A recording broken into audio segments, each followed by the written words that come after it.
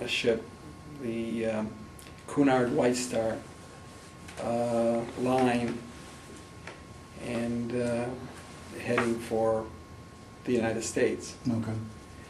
And the first day out into the Atlantic, we were stopped by a German U-boat, and everybody had to come out onto the deck, and we all put on vests, and they were going to blow up the ship if we didn't stop. So everybody was ordered on board ship, and I remember seeing the U-boat turret open up, and I thought it was unusual. I was 5, 6 years old. I've forgotten what. And the captain came out in his turtleneck sweater. Mm-hmm. And dark uniforms, and they were submarine.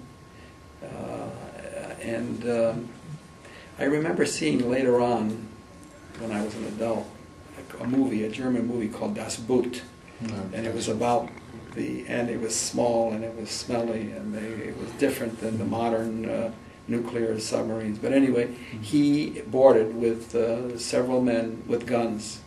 And they went out, and all the people that they knew exactly who they wanted, and he pointed to that one, and he pointed to that one, and I thought maybe he'd point to me, and I didn't know what I would do, but he didn't point to me. They were looking for probably scientists, and they knew exactly where they were, and in reflection, they were probably Jewish scientists that were trying to get out. And then they took 3 or 4 of them, and they descended into the submarine, and then they were gone. And for us, the next stop was, I think it took about a week, 7 days, 8 days, it was Ellis Island in New York. And we got to Ellis Island, and we were examined, and we then were allowed to leave, and we got on a train and came to downtown Detroit, where our family and friends greeted us. And then we grew up. That was in May of 1939. Okay. And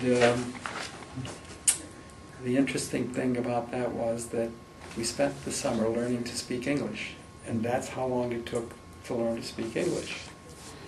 And then we went to school, not able to speak at all, and had no problems. Okay. As a matter of fact, we have lived a life pretty much of having no problems. Even when I think of this is what an experience. What an experience. I never thought about it until just now. I wasn't going to share that with you. But I'm not sharing it with you, I'm sharing it with Red. Sam Clay.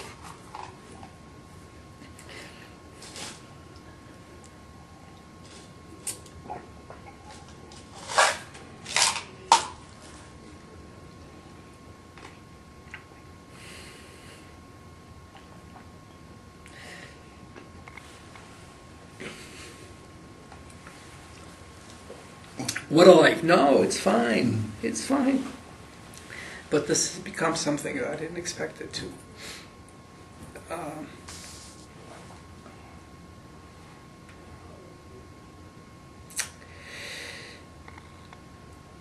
What a wonderful thing it was to be able to come to this country.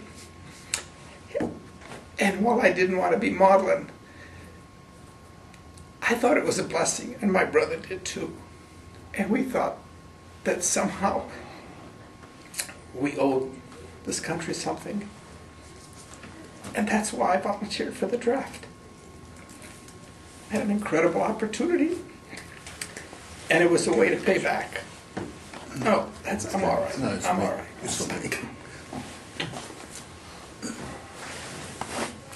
And throughout all of this, I've always felt that there was Paul writing letters, Saul of Tarsus, into Romans, and he said, I am persuaded that neither life nor death nor angels nor principalities nor powers nor things present nor things to come, nor life nor death nor any other creatures shall separate me from the love of God. And that is the thing that I guess has been a guiding light for me.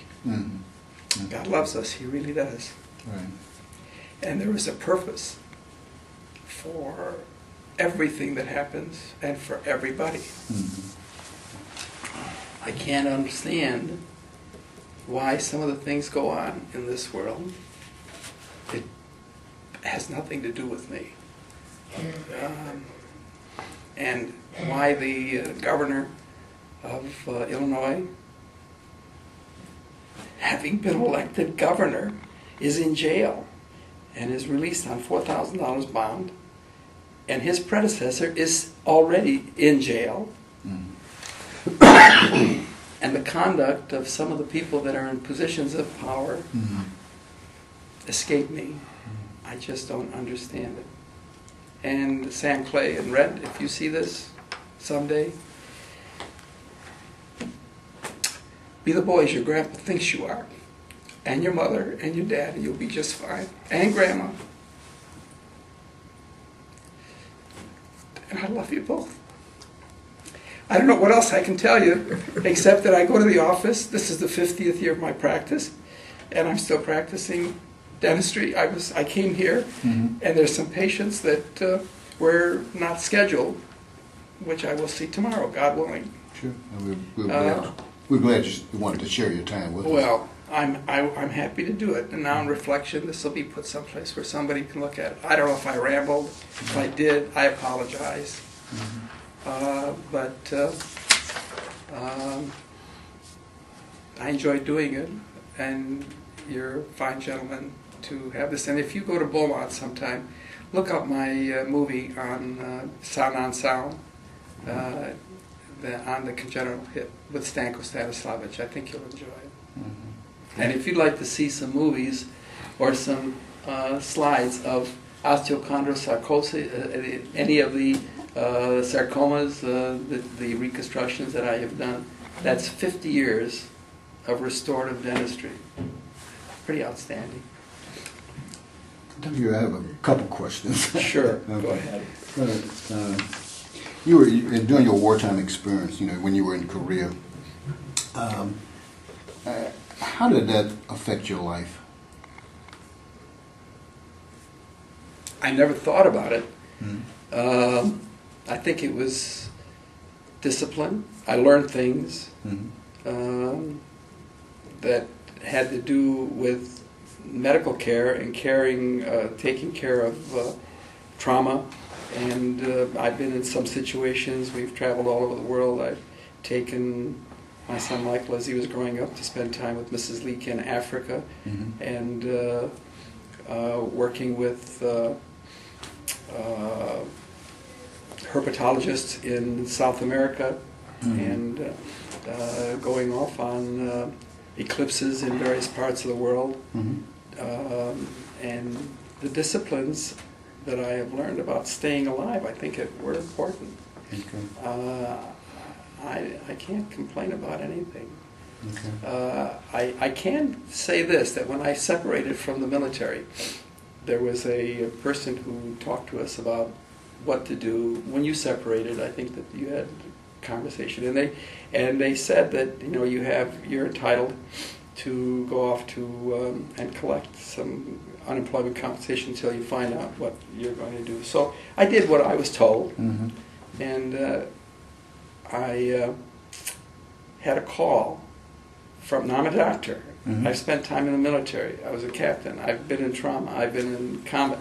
And I had a woman who called me, and when I went in, and they said, well, we have a job for you. And I said, wonderful, but I thought maybe I might be at one of the hospitals or one of the bed places. Well, she had a job for me that was at the local gas station pumping gas. And I told her in no uncertain terms what she could do with that job. And I turned around and I said, no, thank you. She said, if you don't take this job, we cannot offer you another job. I said, that's fine. And I have never taken one nickel from any source, and been very grateful that I've been able to work and not look for a handout.